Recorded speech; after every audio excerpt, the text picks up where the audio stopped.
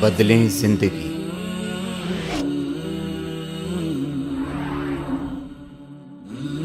زیتون T V. رمضان کا اصل میں جو پروگرام ہے، میں پہلے ذرا تمہیداً عرض کر دوں، یہ ہم صرف واقف ہیں روزہ دن کا اور رات کو 1 گھنٹے کی تراویح۔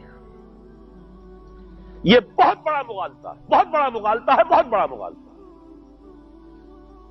روز اصل میں رمضان کا پروگرام کیا ہے؟ دن بھر کا روزہ اور رات کے اکثر حصے کو قرآن کے ساتھ لے کر جاگنا۔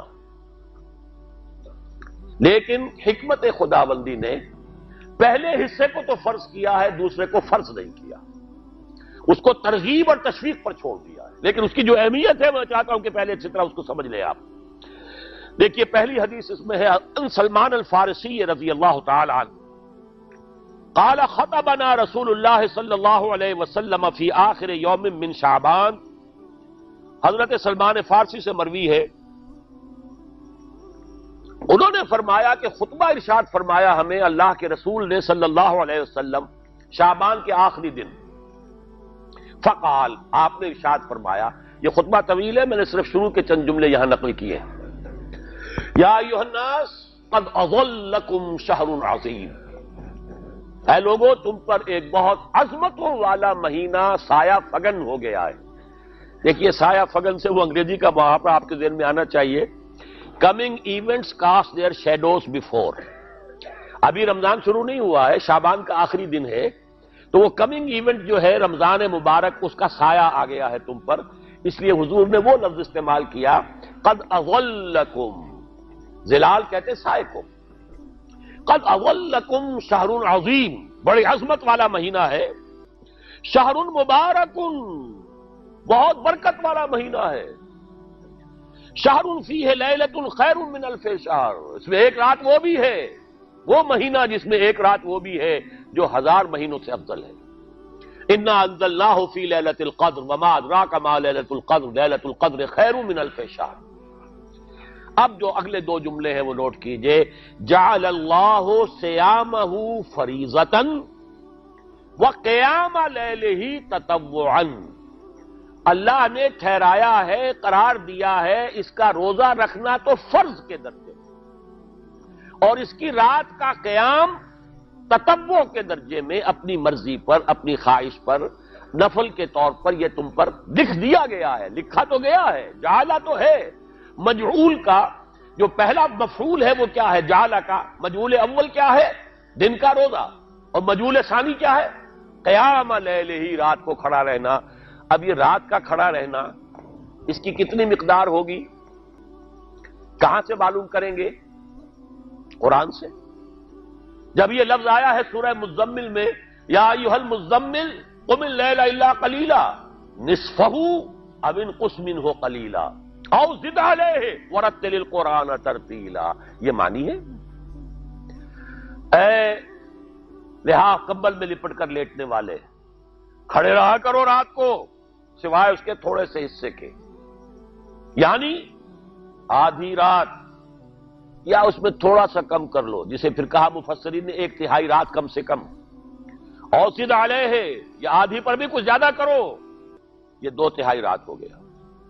ورتل القرآن ترتیلا، اور قرآن کو اتارا کرو تھوڑا تھوڑا تھوڑا، یہ ترتیل، تفعیل، تنزیل، جیسے قرآن تھوڑا تھوڑا محمد پر نازل ہوا صلی اللہ علیہ وسلم، ایسے ہی تھوڑا تھوڑا تھوڑا قرآن اپنے اندر اتارو، ہیمر اٹ ڈاؤن، اپنے ذہنوں میں اتارو، اپنے قلب میں اتارو۔ اس کے لیے رات کو کھڑے رہو، اور قیام اللیل کم سے کم 1/3 شب کے اوپر اطلاق ہوگا، اس سے کم پر تو اطلاق ہے ہی نہیں۔ اگلی حدیث پڑھیے، اور یہ ہے جو عام طور پر ہر مسجد میں بھی آج کل خوب یہ گونج رہی ہوگی، حدیث بیان ہوتی ہے، اس لیے کہ بخاری اور مسلم دونوں میں موجود ہے، متفق علیہ روایت ہے، اس سے اونچا تو درجہ سند کے اعتبار سے تو حدیث کا کوئی اور درجہ اس سے اونچا ہے نہیں۔ عن ابی ہریرہ رضی اللہ عنہ قال قال رسول اللہ صلی اللہ علیہ وسلم، حضرت ابو ہریرہ سے روایت ہے، آپ نے فرمایا کہ حضور نے ارشاد فرمایا، من صام رمضان ایمانا و احتسابا غفر له ما تقدم من ذنبه، جس نے روزہ رکھا رمضان مبارک کے دوران اللہ پر یقین رکھتے ہوئے اور اس سے اجر و ثواب کے حاصل ہونے کی امید میں، اس کے تمام پچھلے گناہ معاف ہو جاتے ہیں۔ وَمَنْ قَامَ رَمَضَانَ ایمانا واحتسابا غفر له ما تقدم من ذنبه، اور جو کھڑا رہا رمضان کے دوران، کھڑا رہا ہے، جیسے ساما، میں نے شروع میں آپ سے عرض کر دیا تھا، یہ مصدر ساما یصوم صوما قام یقوم قیاما، ومن قام رمضان، جو کھڑا رہا رمضان کے دوران، پورے رمضان کے دوران کھڑا رہا، ایمان و احتسابا کی شرط پھر وہی ہے، غفر له ما تقدم من ذنبه، وہی اجر اس کا بھی ہے۔ ومن قام لیلۃ القدر ایمانا واحتسابا غفر له ما تقدم من ذنبه، اور جو خاص طور پر لیلۃ القدر میں کھڑا رہا ایمان اور احتساب کے ساتھ، اس کے بھی پچھلے گناہ معاف ہو گئے۔ اب یہ قامہ اور سامہ جیسے آ رہا ہے ایک دوسرے کے ساتھ پیرلل ہو کر، اس کو نوٹ کر لیں۔ من سامہ رمضانہ، من قام رمضانہ، کیا یہ 1 گھنٹے کی تراویح جو ہے اس پر پوری اترتی ہے کہ نسبت خاک رابع عالم پاک، کوئی اس میں ریشو پروپورشن جڑتی نہیں؟ اگلی حدیث بھی پڑھ لیجئے۔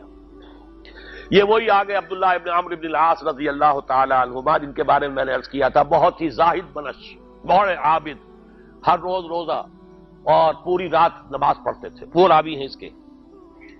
عن عبداللہ ابن عمرو رضی اللہ عنہما ان رسول اللہ صلی اللہ علیہ وسلم قال الصیام والقرآن یشفعان للعبد،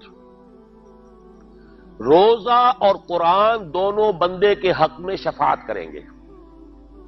یقول الصیام، روزہ یہ کہے گا، اے رب، اے پروردگار، انی منعتہ الطعام والشہوات بالنہار، میں نے تیرے اس بندے کو روکے رکھا کھانے پینے سے اور شہوت سے دن کے وقت، فشفینی فی، میری وجہ سے روکا رہا، یہ کھانے کو اچھے سے اچھے جو ہے وہ موجود تھے کھانے، اور پینے کے لیے اعلیٰ سے اعلیٰ مشروب تھے، یہ رکا رہا میری وجہ سے کہ روزہ رکھا ہوا تھا، اور جیسا میں نے کہا منکوحہ بیوی موجود تھی لیکن رکا رہا، تھامے رکھا اس نے اپنے آپ کو میری وجہ سے، تو میری شفاعت اس کے حق میں قبول فرما۔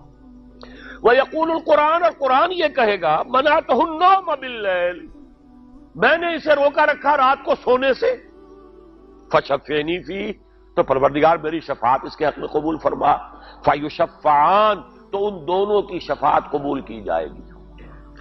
سوال یہ ہے کہ کیا روزہ 1 گھنٹے کا یا 2 گھنٹے کا ہے؟ تو یہ قیام جو ہے یہ 1 گھنٹے کا کیسے ہو گیا؟ تو میں نے پہلے کوسچن مارک آپ کے ذہن میں کھڑا کر دیا، اب جواب سنیے اس کا۔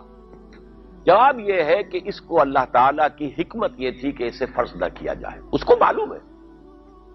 عَلِمَ أَنَّ سَيَكُونُ مِنكُم مَّرْضَىٰ وَآخَرُونَ يَضْرِبُونَ فِي الْأَرْضِ يَبْتَغُونَ مِن فَضْلِ اللَّهِ وَآخَرُونَ، اللہ کے علم میں ہے میرے کچھ بندے ہوں گے بیچارے غریب مزدور، دن بھر مشقت کریں گے، محنت کریں گے، وہ روزہ ہی رکھ لیں، بہت بڑی بات ہے، بہت بڑی بات ہے۔ وہ رات بھر کا قیام کیسے کریں گے؟ 2/3 رات کیسے کھڑے رہیں گے؟ آدھی شب کیسے ممکن ہے؟ لہذا فرض نہیں کیا، حضور نے بھی فرض نہیں کیا، نہ اس کو آپ نے لازم کیا، نہ اس کے لیے وہ زوردار جو لوگوں سے کہا کہ ضرور پڑھو، چھوڑ دیا پڑھو، اور سب لوگ پڑھتے تھے اپنے طور پر۔ اب یہ کہ کوئی آدھی رات کھڑا ہے، کوئی 1/3 رات ہے، کوئی پوری رات ہے، تھے اللہ کے بندے۔ لیکن 3 دن حضور نے یہ باجماعت نماز پڑھا دی، لیکن پڑھائی ہے وہ تہجد کے وقت، یعنی لوگ رات کے وقت جو بھی ہے کھڑے ہیں، جاگ رہے ہیں، قرآن پڑھ رہے ہیں، لیکن یہ کہ خاص تہجد کے وقت آپ اپنے حجرے سے برآمد ہوئے تو لوگ جمع ہو گئے، آپ کے گرد جمع ہو گئے۔ آپ نے 3 دن یہ 8 رکعتیں جو تہجد کی حضور کی ہوتی تھی، وہ آپ نے 8 رکعتیں پڑھائیں باجماعت، لیکن وہ وقت تہجد کا تھا، یہ نوٹ کر لیجیے۔ 4تھے دن بھی صحابہ منتظر رہے، کیا حضور برآمد ہوں گے، تشریف لائیں گے؟ نہیں آ رہے حضور، تو کچھ کھنگار بھی رہے ہیں، کہیں پتہ نہیں حضور کہیں اونگ نہ آ گئی ہو تو ہماری آوازوں سے جاگ جائیں، پھر بھی نہیں آئے حضور۔ اگلے روز آپ نے فرمایا کہ میں جان بوجھ کر نہیں آیا، میں اگر یہ متواتر تمہیں پڑھاؤں گا تو یہ تم پر فرض ہو جائے گی۔ یہ ہے وہ رافت اور رحمت، بالمومنین رؤوف الرحیم، جو اللہ تعالیٰ کی شان ہے رحمان الرحیم ہونے کی، بالمومنین رؤوف الرحیم، یہ محمد الرسول اللہ بھی ہے، تم پر یہ سختی جو ہے یہ تمہارے لیے قابل برداشت نہیں ہوگی، لہذا میں نے یہ 3 دن صرف پڑھائی ہے، اگر مسلسل پڑھاتا تو فرض ہو جاتی۔ یہاں تک تو ہے حکمت نبوی کا معاملہ، اب آیا حکمت صحابی یا حکمت خلیفہ راشد۔ یہی معاملہ رہا حضور کی حیات طیبہ کے دوران، یہی حضرت ابوبکر رضی اللہ تعالیٰ عنہ کی خلافت کے دوران، یہی حضرت عمر کا بھی ابتدائی دور۔ لیکن دور خلافت عمر فاروق کے دوران یہ واقعہ آیا کہ حضرت عمر داخل ہوئے مسجد میں، دیکھا رات کے وقت ابھی کوئی باجماعت تراویح کا کوئی انتظام نہیں تھا۔ آپ نے دیکھا کچھ لوگ مسجد کے اس کونے میں کھڑے ہیں، ایک حافظ ہے، ساتھے تو حافظ نہیں ہوتے تھے نا، تو کوئی حافظ ادھر، انہوں نے 5 6 7 8 آدمیوں نے کسی حافظ سے گزارش کی، وہ انہیں قرآن سنا رہا ہے، وہ کھڑے سن رہے ہیں۔ کوئی دوسرے کونے میں ایک جم گھٹا ہے، کوئی تیسری طرف ہے، کہیں ہے، تولیوں کے اندر لوگ جو ہے وہ قیام اللیل کا حق ادا کر رہے ہیں۔ آپ نے فرمایا کیا ہی بہتر ہو کہ یہ سب جمع ہو جائیں ایک امام کے پیچھے، اور پھر یہ کہ اسے عشاء کے ساتھ متصل رکھ دیں، تاکہ جس کو کہتے ہیں عربی میں ما لا یترک کلہ لا یترک کلہ، اگر کوئی شے کل کی کل حاصل نہیں ہو سکتی تو کوئی شخص بھی مسلمان بالکل محروم نہ رہ جائے، کم سے کم یہ 20 رکعت تراویح تو پڑھے اور قرآن سن لے، تاکہ کسی نہ کسی درجے میں تو اس کا بھی حصہ ہو جائے اس کی برکات میں سے۔ یہ ہے حکمت حضرت عمر فاروق کے فیصلے کی۔ اور چونکہ حضور نے فرمایا علیکم بسنتی و سنت الخلفاء الراشدین المہدیین، تم پر لازم ہے کہ میری سنت کو اور میرے خلفاء راشدین کی سنت کو مضبوطی سے پکڑو، یہ وجہ ہے کہ فقہاء اربعہ جو ہیں ہمارے، وہ سب کے سب اس کو واجب کے درجے میں رکھتے ہیں، اس لیے کہ یہ فیصلہ حضرت عمر کا ہے، عمر خلیفہ راشد ہیں رضی اللہ تعالی عنہ، لہذا یہ نظام بن گیا تراویح کا۔ اب میں اس کی نفی نہیں کر رہا، لیکن جو شخص سمجھتا ہے کہ اس سے اصل حکمت اور غرض و غایت پوری ہو گئی، وہ مغالطے میں مبتلا ہے۔ یہ تو علی الاقل کم سے کم اس درجے میں کہ ہر مسلمان کم سے کم اس درجے تک تو جو ہے وہ کچھ نہ کچھ حظ حاصل کر ہی لے، اور وہ اس سے محروم نہ ہو بالکل ہی۔ ما لا یدرک کلہ لا یترک کلہ، اس درجے میں حضرت عمر کا فیصلہ ہے، اور اسی کی وجہ سے ہمارے خلفاء، ہمارے جو ائمہ اربعہ انہوں نے قبول کیا ہے، اور یہی اس مسئلے کا حل ہو جائے گا۔ جو اہل حدیث حضرات اس کے اوپر جو ہے چیلنج بھی شائع کرتے ہیں، کوئی ثابت کر دے حضور سے 20 رکعتیں تو ہم اتنے لاکھ، ہم بھی کہتے ہیں کہ حضور سے ثابت نہیں ہے، کون کہتا دعویٰ ہی نہیں، یہ تو حضرت عمر کا فیصلہ ہے۔ حضرت عمر کا فیصلہ، خلیفہ راشد کا فیصلہ، اس کو امت نے قبول کیا ہے، لہذا وہ نظام ہے، رہے گا۔ اور یہی جو ہے آپ کو معلوم ہے، حالانکہ یہاں اکثریت جو ہے وہاں پر وہ اہل حدیث حضرات کی ہے، سعودی عرب میں حرمین میں وہی 20 رکعت تراویح ہوتی ہے، اس لیے کہ وہ ان کا جو آفیشل مسلک ہے وہ مسلک حنبلی ہے، حنفی نہیں ہے، تو حنبلی مسلک میں بھی یہی ہے، شافعی میں بھی یہی ہے، مالکی میں تو 36 تک کی روایتیں موجود ہیں، 36 رکعت، لیکن یہ ہے کہ یہ ہے وہ 20 رکعت تراویح کا معاملہ، اس کی نفی میری بات سے نہ سمجھ لیجئے گا، وہ ٹھیک ہے، حضرت عمر کا فیصلہ ہے۔ پھر یہ کہ یہ آسان ترین ہے کہ عشاء کے ساتھ ہی متصل پڑھ لی، اور آج تو ہماری نیند کا کوئی حصہ اس میں جاتا ہی نہیں، کون سوتا ہے اس سے پہلے سوال ہی پیدا نہیں ہوتا۔ لیکن یہ جو کہہ رہے ہیں کہ قرآن کہے گا میں نے اسے نیند سے روکے رکھا، اس کا حق کہاں ادا ہوا؟ اس کا حق تو ادا ہوگا کہ تہائی ورنہ نصف شب کے لگ بھگ آپ جاگے قرآن کے ساتھ۔ اب سمجھئے اس کی غرض و غایت کیا ہے۔ اگر قرآن رمضان کا یہ دوگنا پروگرام سامنے آ گیا، اصلاً جو مطلوب ہے دن بھر کا روزہ اور رات کے اکثر حصے کا کم سے کم نصف شب جو ہے اس میں جاگنا قرآن کے ساتھ، اب اس کی جو حکمت اور غرض و غایت ہے وہ بھی اب آپ 2 درجوں میں سمجھئے۔ رمضان کا اب 2 اچھا پروگرام، دن میں روزہ رکھو، اس روح کو مزمحل کرو، اس روح کو مزمحل کرو گے، اس نے جسم کو مزمحل کرو گے، حیوانی وجود کو، تو ہی اس روح کو کچھ ریلیف ملے گا۔ بھاری بوجھ کسی کے قدموں میں پڑا ہوا ہے، وہ کیسے اوپر اٹھے گا؟ ذرا اس کے نیچے جو وزن ہے، لنگر بھاری ہے جہاز کا، کیسے چلے گا؟ لنگر تو اٹھاؤ۔ تو اس طریقے سے وہ ذرا بوجھ سے اس کو تھوڑا سا ریلیف دو، رات کو کھڑے ہو جاؤ، اب اپنی روح پر نازل کرو اللہ کے کلام کو۔ تیرے ضمیر پہ جب تک نہ ہو نزول کتاب، گرہ کشا ہے نہ راضی نہ صاحب کشاف۔ اب یہ پھوار پڑ رہی ہے تمہارے اوپر، تمہارے اندر اس کو جذب ہونا چاہیے۔ اس سے کیا ہوگا؟ روح کو تقویت حاصل ہوگی۔ اس کو مثال سے پہلے سمجھا دوں، کوئی شخص پیاس سے مر رہا تھا، اس درجہ پیاسا تھا کہ اس کے اوپر بے ہوشی بھی طاری ہو گئی ہے۔ کوئی شخص آیا، اس نے پہلے اس کو پانی کے چھینٹے دیے، کچھ ہوش میں آیا، اب اسے پانی کا کوئی کٹورا لگا دیا اس کے منہ سے، پانی کے ایک گھونٹ کی جو لذت اسے اس وقت محسوس ہوگی، کیا کبھی زندگی میں کسی کو محسوس ہو سکتی؟ یہ پانی کتنی بڑی قیمت ہے، قیمتی شے ہے۔ یہ تو اسی سے پوچھئے جسے شخص پیاس لگی تھی اور پیاس کی وجہ سے بے ہوش ہو گیا، اسے پانی کا ایک گھونٹ، جیسے کہ آپ تصور کر سکتے ہیں پیاس سے کوئی مر رہا ہو بادشاہ، وہ اپنی پوری سلطنت دے دے گا، مجھے ایک کٹورا پانی دے دو، بابا لو سلطنت دے، جان سے جا رہا ہوں میں تو۔ اس وقت پانی کی قدر و قیمت معلوم ہوگی۔ آپ کی روح بے ہوش، آپ نے روزہ رکھ کر اسے کچھ تھوڑا سا ریلیف دیا، چھینٹے ڈالے، اب رات کو آپ نے یہ آب حیات مام مبارکہ، دیکھیے مبارک کا لفظ دو ہی چیزوں کے ساتھ قرآن میں ہے، مام مبارکہ، بارش جو آسمان سے اترتی ہے یہ پانی مبارک ہے، برکت کہتے ہیں اسے ہے جو کسی شے کی مخفی جو قوتیں ہیں انہیں اجاگر کر کے باہر لے آئے، یہ برکت ہے۔ زمین کے اندر رویدگی ہے، بارش برسی، اندر سے نکل آیا۔ اسی طرح کتاب مبارک، یہ کتاب مبارک ہے، یہ کتاب مبارک ہے، یہ تمہارے اندر سے تمہاری سوئی ہوئی روح کو بیدار کر کے پھر اسے غذا دیتی ہے۔ اب جب وہ قرآن کو پڑھے گا یا اس کو قرآن اس کے اندر جائے گا، اسے معلوم ہوگا اس سے بڑی کوئی نعمت نہیں۔ یہ ہے شکر جو پیدا ہوگا اب اس کی گہرائی کے، اس کے دل کی گہرائیوں میں۔ شکر کے معنی کیا ہے؟ احسان کی قدر شناسی۔ شکر کو امام راغب نے 3 مرحلوں میں بیان کیا ہے۔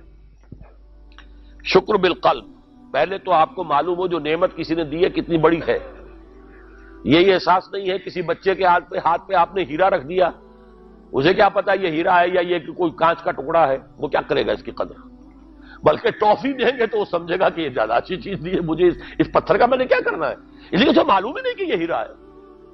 جب تک کسی نعمت کی قدر و قیمت کا احساس نہ ہو، اس کے متناسب پروپورشنیٹ شکر آپ کر ہی نہیں سکتے۔ پھر آپ کو زبان سے شکر ادا کرنا ہے۔ الحمدللہ الذی انزل علی عبدہ الکتاب، یہ زبان سے شکر ادا کیجیے۔ پھر اس کا شکر کا حق ادا کرنا ہے، اس نعمت کو استعمال کرنا ہے۔ اگر نعمت لا کے رکھ دی تو بھی یہ ناشکری ہے۔ کسی بچے کو لا کر کسی اس کے والد نے کتاب دی بڑی عمدہ، اور وہ بڑا مہذب بچہ ہے، تھینکس ڈیڈ یا ڈیڈی، اس نے شکریہ ادا کر دیا، پھر کتاب جا کے جو رکھی کبھی کھول کے دیکھا ہی نہیں، تو ناشکری کر رہا ہے یا شکر کر رہا ہے؟ زبان سے تو شکر ادا کیا تھا تو ناشکری کر رہا ہے، ناقدری کر رہا ہے، اس نے اس کو پڑھا ہی نہیں۔ قرآن کا شکر کیا ہوگا؟ وہ میرا کتابچہ جو ہے مسلمانوں پر قرآن مجید کے حقوق، اگر وہ سمجھیں گے جو کہ میری اس پوری دعوت قرآنی کی جڑ اور بنیاد ہے۔ 2 چھوٹے چھوٹے کتابچے 167 میں لکھا تھا، اسلام کی نشت ثانیہ کرنے کا اصل کام، یہ اسلام کی ریوائول کیسے ہوگی، اس کی شرط لازم کیا ہے، اصل کام کیا ہے۔ ہم نعرے لگانے پر آ گئے ہیں، جلوس نکالنے پر آ گئے ہیں، ہم یہ کر رہے ہیں، ہم وہ کر رہے ہیں، تلواریں بھی اٹھا لی ہیں، گولیاں بھی کھا رہے ہیں، جانے بھی دے رہے ہیں، اصل کام نہیں کر رہے۔ وہ اصل کام کیا ہے؟ یہ سن 67 کی میری تحریر ہے، اسلام کی نشت ثانیہ کرنے کا اصل کام۔ اور پھر سن 68 کی میری 2 تقریریں تھیں جب میں نے جمعے کا خود خطاب کیا تھا مسجد خضرہ سمن آباد میں، مسلمانوں پر قرآن مجید کے حقوق۔ اس کو مانو جیسے کہ ماننے کا حق ہے، اس کو پڑھو جیسے کہ پڑھنے کا حق ہے، اس کو سمجھو جیسے کہ سمجھنے کا حق ہے، اس پر عمل کرو جیسے کہ عمل کا حق ہے، اور اسے 4 دانگے عالم میں پھیلاؤ۔ یہ تمہارے پاس امانت ہے محمد رسول اللہ صلی اللہ علیہ وسلم کی۔ بلغوا عنی ولو آیۃ، پہنچاؤ میری جانب سے ایک ہی آیت پہنچاؤ۔ کس نے فرمایا؟ محمد رسول اللہ نے۔ بخشو ہو، عام کرو، اسے پھیلاؤ۔ 5 حقوق ہیں مسلمان پر، لیکن یہ سارے حقوق کب ادا ہوں گے؟ جب قرآن کی نعمت کی قدر ہو جائے گی، معلوم ہو کہ یہ کوہ نور ہیرا ہے، یہ کوئی کانچ کا ٹکڑا نہیں ہے، کوہ نور ہیرا ہے، تب معلوم ہوگا اس کی کتنی حفاظت آپ کریں گے، جس نے دیا ہے اس کا کتنا شکر ادا کریں گے، پھر یہ کہ اسے کیسے سنبھال کر رکھیں گے۔ لیکن یہ کہ اگر قرآن کا شکر ہی نہیں ہے، قرآن کی نعمت کا احساس ہی نہیں، ہوا خیر مما یجمعون، یا ایھا الناس قد جاءتکم موعظۃ من ربکم وشفاء لما فی الصدور وہدی وبشریٰ للمؤمنین، ہدی ورحمۃ للمؤمنین، قل بفضل اللہ وبرحمتہ فبذلک فلیفرحوا ھو خیر مما یجمعون۔ دنیا میں انسان جو کچھ جمع کرتا ہے، جائیداد، مال، دولت، ہیرے جواہرات، زیورات، اور کوئی اینٹیکس، کوئی جو ہے وہ ڈیکوریشن پیسز، جو کچھ، ان سب سے زیادہ قیمتی شے یہ قرآن ہے. لیکن اس کا احساس کب ہوگا؟ جب روح بیدار ہو جائے گی، جب وہ چکھے گی قرآن کو. جس کو میں کہا کرتا ہوں کہ ایمان حقیقی کیسے حاصل ہوتا ہے قرآن سے؟ جب قرآن کو سنتے ہوئے انسان جھوم جائے، اس کے اندر کوئی شے سمپیتھیٹک وائبریشن میں آ جائے، اسے کہے کہ ہاں یہی ہے، جہاں سے میں خود آیا ہوں وہیں سے یہ کلام آیا، جہاں سے میری روح آئی ہے وہیں سے یہ کلام آیا. اب یقین پیدا ہوا. اس کو اقبال نے کہا ہے باطنی تجربہ. ایک تجربہ وہ ہے جو ہم دیکھ رہے ہیں آنکھوں سے، سن رہے ہیں کانوں سے، چھو رہے ہیں اپنے ہاتھ سے، سونگھ رہے ہیں ناک سے، اور ٹیسٹ کر رہے ہیں اپنے جو ٹیسٹ بڈز ہیں منہ کے. یہ ہمارا ایکسٹرنل ایکسپیرینس ہے. لیکن ایک انٹرنل ایکسپیرینس ہے. ساری جو بحث اٹھائی ہے علامہ اقبال نے ریکنسٹرکشن پر، اس کا بنیادی نقطہ یہ ہے کہ انٹرنل ایکسپیرینس بھی اس ایکسٹرنل ایکسپیرینس کی طرح بلکہ اس سے زیادہ بڑھ کر قابل اعتماد ہے. یہ ہے انٹرنل ایکسپیرینس. لعلکم تشکرون. تو یہ تو پہلی منزل طے ہوئی ہے ابھی صوم رمضان، صیام و قیام رمضان کا. پہلا حاصل کیا ہوگا؟ وَلَعَلَّكُمْ تَشْكُرُونَ، تاکہ تم اس قرآن کی عظمت سے واقف ہو جاؤ، تاکہ تمہیں اس پر اس کی جو وقت ہے، قدر و قیمت ہے، اس کا انکشاف ہو جائے. اب اگلا مرحلہ آئے گا. اب یہ روح کچھ توانا ہو کر، کچھ ہوش میں آ کر کدھر اس کی توجہ ہوگی؟ کل شیء یرجع الی اصلہ، ہر شے اپنی اصل جڑ کی طرف رجوع کرتی ہے. ہمارا حیوانی وجود زمین کی طرف جاتا ہے. یہ سورہ اعراف میں جو کہا بلعام بن باورہ کے بارے میں، وَلَكِنَّهُ أَخْلَدَ إِلَى الْأَرْضِ، زمینی خواہشات ہی کے چکر میں آپ ہیں تو گویا کہ آپ زمین میں دھسے جا رہے ہیں. روح بیدار ہوگی تو کدھر متوجہ ہوگی؟ اپنے مرکز کی طرف مائل پرواز تھا حسن. بڑا پیارا مصرع ہے، اگلا مصرع میں نہیں پڑھتا، لیکن یہ کہ یہ اپنے مرکز کی طرف، اپنے منبع اور سرچشمے کی طرف. کہاں سے آئی یہ روح؟ امر ربی، یہ ادھر متوجہ ہو. ہم پڑھا کرتے تھے اپنے ہائی اسکول کے زمانے میں، تو جو صبح پریئرز ہوتی تھی اس میں خاص نظم تھی. مجھے یہ معلوم نہیں شاعر کون ہے. مجھ کو ہے تیری جستجو، مجھ کو تیری تلاش ہے، خالق میرے کہاں ہے تو، مجھ کو تیری تلاش ہے. اب آپ دیکھیے پورے مذاہب کی تاریخ میں انسان کہاں کہاں گیا ہے خدا کو ڈھونڈنے کے لیے. کوئی برف پوش چوٹیوں کے اوپر جو ہے تپسیا میں لگا ہوا ہے. کیوں؟ رب کا قرب حاصل کرنے کے لیے نا، پرماتما سے لو لگانے کے لیے. وہ غاروں میں ہے تپسیا ریاضتیں کر رہا ہے، کوئی صحراؤں میں گیا ہے، گوتم بدھ کہاں کہاں گیا ہے، کہاں کہاں گیا ہے، کچھ آپ کو اندازہ ہی نہیں. انسان اس کے اندر کوئی شے ہے جو کسی کو تلاش کر رہی ہے. میرے اندر ہی وہ شے بھی ہے جو مجھ سے کہتی ہے کہ کچھ کھانا ڈالو اس منہ کے اندر، اس پیٹ میں ڈالو. ہے وہ بھی میرے اندر شے. ان لنفسک علیک حقا، یقیناً تمہارے نفس کا بھی تم پر حق ہے.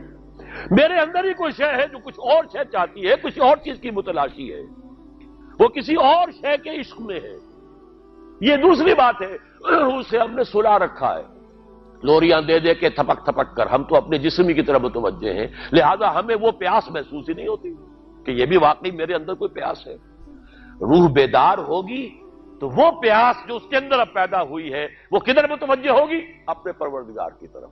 یہ ربط ہے اگلی آیت کا، آپ پڑھیے. وَإِذَا سَأَلَكَ عِبَادِي عَنِّي فَإِنِّي قَرِيبٌ. جب یہ روح بیدار ہو کر اپنے مرکز کی طرف متوجہ ہوگی، اپنے منبع اور سرچشمے کی طرف متوجہ ہوگی، اپنے مبدا کی طرف متوجہ ہوگی، تو اے میرے نبی صلی اللہ علیہ وسلم، جب میرے بندے آپ سے میرے بارے میں پوچھیں، فَإِنِّي قَرِيب، انہیں بتا دیجئے میں قریب ہی ہوں، کہیں دور نہیں. اس کی رگے جاں سے بھی زیادہ قریب ہے. ہم قریب ہیں. جب چاہو ہمیں پکارو، جب چاہو دعا کرو، جب چاہو باریابی حاضر کر لو. ہم تو مائل میں کرم ہے، کوئی سائل ہی نہیں. ہم تو ہر روز رات کے آخری گھڑیوں میں سمائے دنیا تک نزول فرماتے ہیں، اور ہماری طرف سے پکارنے والا پکارتا ہے حل من مستغفر فاغفر له. ہے کوئی استغفار کرنے والا کہ میں اسے بخش دوں؟ ہے کوئی مانگنے والا؟ حل من سائل فاعطیہ. ہے کوئی مانگنے والا جسے میں دوں؟ تم سوئے ہوتے ہو. ہم تو غافل نہیں، تم غافل ہو. متوجہ تو ہو، آؤ تو صحیح ہماری طرف. حدیث قدسی میں آیا ہے میرا بندہ میری طرف چل کر آتا ہے، میں دوڑ کر آتا ہوں. وہ بارش پر آتا ہے، میں ہاتھ بھر آتا ہوں. میرا بندہ میرا ذکر اپنے دل میں کرتا ہے، میں اپنے جی میں اس کا ذکر کرتا ہوں، یاد کرتا ہوں اسے. اور میرا بندہ اگر کسی محفل میں میرا ذکر کرتا ہے، میں اس سے بہت اعلیٰ محفل میں اس کا ذکر کرتا ہوں، ملائے اعلیٰ کی محفل میں ذکر کرتا ہوں. یہ حدیث کے الفاظ ہیں کہ نہیں؟ تو تم غافل ہو بھائی ہم سے، ہم تو غافل نہیں. اغیب و ذو اللطائف لا یغیب وارجو ہو رجال لا یخیب. میں غائب ہو جاتا ہوں، وہ تو غائب ہونے والی ہستی ہی نہیں ہے. ہر آن موجود. ہوا معکم اینما کنتم وَإِذَا سَأَلَكَ عِبَادِي عَنِّي فَإِنِّي قَرِيبٌ أُجِيبُ دَعْوَةَ الدَّاعِ إِذَا دَعَانِ فَلْيَسْتَجِيبُوا لِي. لیکن اب آئی بات اصل. یہ دو طرفہ بات ہوگی. مجھ سے دعا کرو، کسی وقت کی پابندی نہیں، کسی جگہ کی پابندی نہیں. ناپاکی کی حالت میں ہو تب بھی دعا کر سکتے ہو. میری کتاب کو ہاتھ مت لگانا، مجھ سے دعا کر سکتے ہو. دعا میں کوئی پابندی نہیں.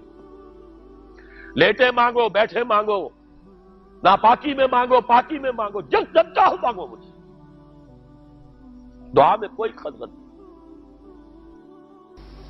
اور جہاں پکارو گے there and then I will listen to you and I will grant your prayers. اجیبو جو ہے، اجیبو دونوں معنی، جواب دینا اور قبول کرنا.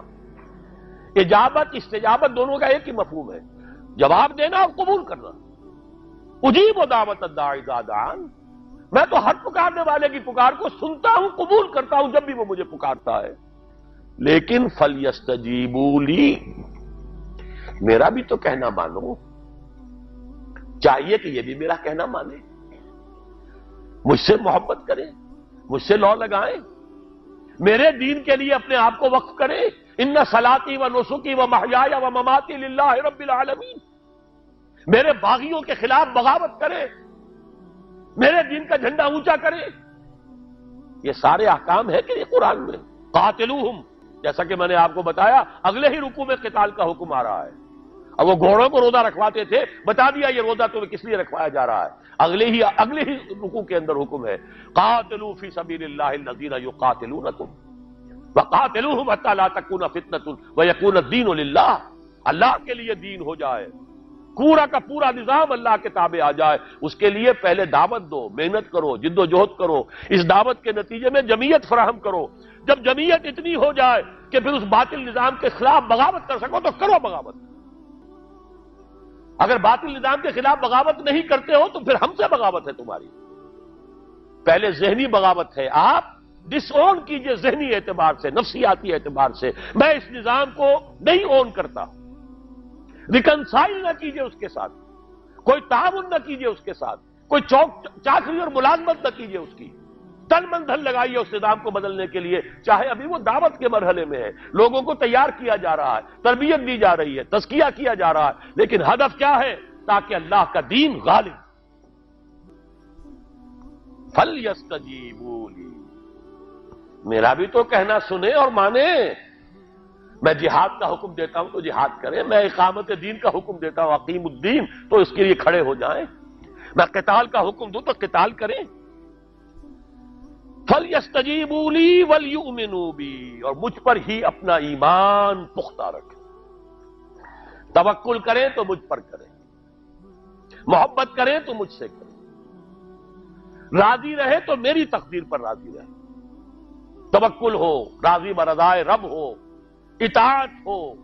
جب تک یہ ساری چیزیں اللہ کے لیے نہ ہو جائیں. والذین آمنوا اشد حبا للہ، اصل میں تو مومن وہ ہوتے ہیں جو سب سے بڑھ کر شدید ترین محبت اللہ سے کرتے ہیں. قل ان کان آباؤکم وابناؤکم واخوانکم وازواجکم وعشیرتکم واموال اقترفتموها وتجارۃ تخشون کسادها ومساکن ترضونها احب الیکم من اللہ ورسولہ وجہاد فی سبیلہ فتربصوا حتی یاتی اللہ بامرہ واللہ لا یہدی القوم الفاسقین. اے نبی ان سے کہہ دیجئے اگر تمہیں اپنے باپ، اپنے بیٹے، اپنے بھائی، اپنے اسپاؤسز، بیوی کے لیے شوہر، شوہر کے لیے بیوی، اور رشتہ دار اور تمہارے وہ مال جو تم نے بڑی محنت سے جمع کیے ہیں، تمہارے وہ کاروبار جن کا تمہیں اندیشہ ہوتا ہے کہ کساد بازاری نہ ہو جائے، کہیں پر جو ہے ریسیشن نہ آ جائے، اور تمہارے وہ مکان اور محلات جو تم نے بنائے ہیں، اگر یہ 8 چیزیں محبوب تر ہیں اللہ سے اور اس کے رسول سے اور اس کی راہ میں جنگ کرنے سے، جہاد سے، تو جاؤ دفع ہو جاؤ، بیٹھو وہاں یہاں تک کہ ہم اپنا فیصلہ سنا دیں۔ اور اللہ ایسے فاسقوں کو، ایسے ناہنجاروں کو ہدایت نہیں دیتا۔ یہ ہے قرآن، آیت نمبر 24 سورہ توبہ۔ فَلْيَسْتَجِيبُوا لِي وَلْيُؤْمِنُوا بِي لَعَلَّهُمْ يَرْشُدُونَ۔ اب وہ لفظ آ گیا رشد۔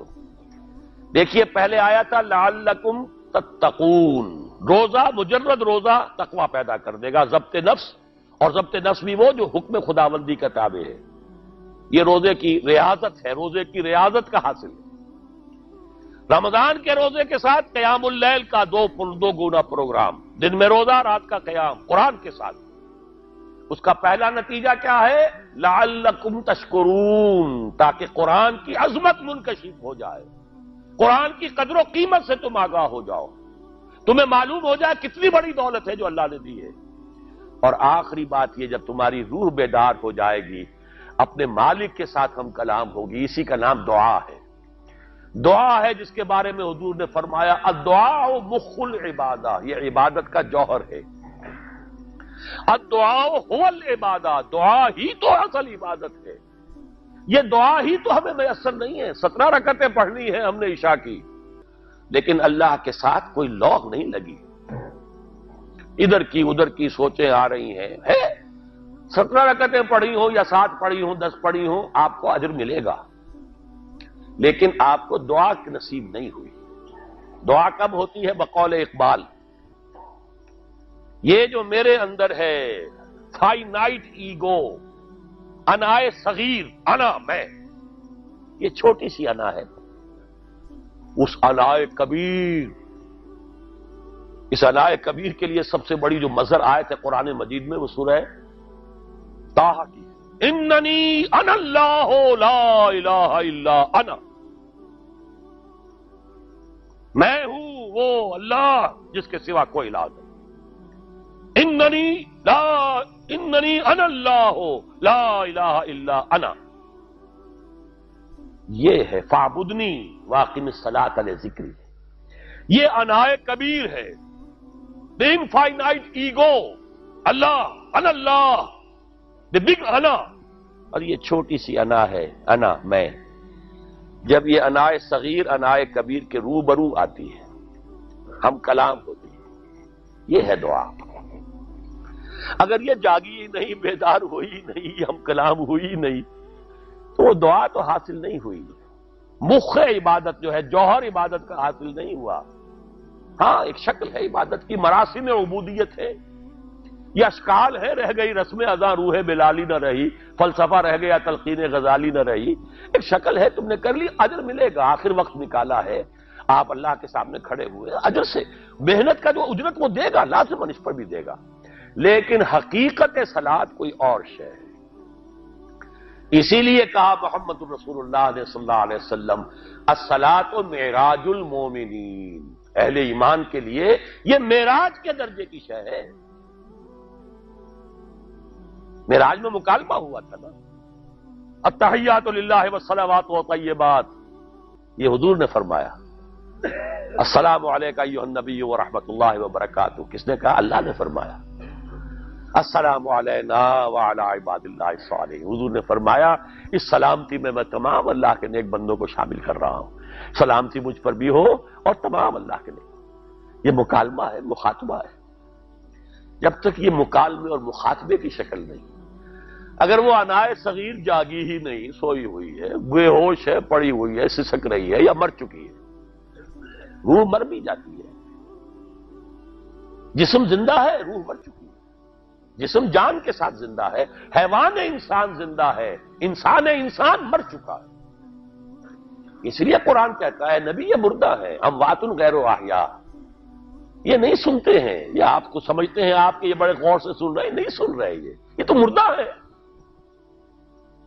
روحانی طور پر مردہ ہے، ان کی روح مر چکی ہے، یہ تو حیوان رہ گیا زندہ، صرف یہ چلتے پھرتے مقبرے ہیں، یہ چلتے پھرتے تعزیے ہیں، اس کے سوا کچھ نہیں۔ یہ ابو جہل کون ہے اور ابو لہب کون ہے؟ یہ حیوان ابو جہل ہے اور حیوان ابو لہب ہے۔ ظاہر بات ہے کہ آنکھ تو کتے کی بھی ہے اور بلی کی بھی ہے، اور کان کتے کے بھی ہے، بلی کے بھی ہے۔ کتا بھی دیکھ کر گاڑی آ رہی ہے تو اپنے آپ کو بچاتا ہے، تم نے بچا لیا تو کون سا بڑا کمال کیا۔ وہ اندر کا انسان مر چکا ہے، یہ انسان اندر کا روحانی وجود یا مر چکا ہے یا سسک رہا ہے یا دبا ہوا ہے، بے ہوش ہے۔ یہ بیدار ہو اور ہم کلام ہو، افلاک سے آتا ہے نالوں کا جواب آخر، کرتے ہیں خطاب آخر، اٹھتے ہیں حجاب آخر، آتا ہے اللہ جواب دیتا ہے۔ اجیب دعوت الداعی اذا دعان، روحانی کان کھلے ہو تو تم جواب سنو گے، ان کانوں سے نہیں۔ وہی جب محمد پر آئی تھی ان کانوں سے نہیں آئی تھی، وہ دل پر اتری تھی براہ راست۔ فَإِنَّهُ نَزَّلَهُ عَلَىٰ قَلْبِكَ، ان کانوں کا ان آنکھوں کا سوال نہیں ہے، وہ دل پر براہ روح ہے محمدی پر۔ یہ روح، اسی لیے وہی کو بھی روح کہا گیا ہے، لانے والا بھی روح، اور روح الامین جس پر لایا گیا وہ بھی روح محمدی جس کا مسکن ہے قلب محمدی، اور جو لائی گئی وہ بھی روح ہے۔